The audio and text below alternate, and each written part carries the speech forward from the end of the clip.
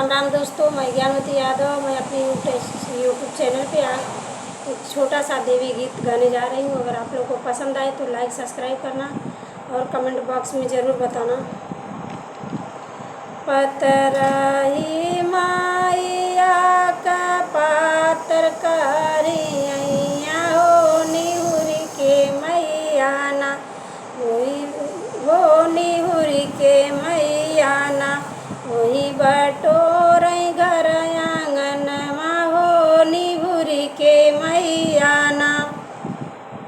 पतरही माइया के पातर करिया हो निहुरी के मैया ना, वही बटोर घर आंगनमा हो निहुरी के मैया ना, वही बटोर घर आंगनमा हो निहुरी के मैया ना।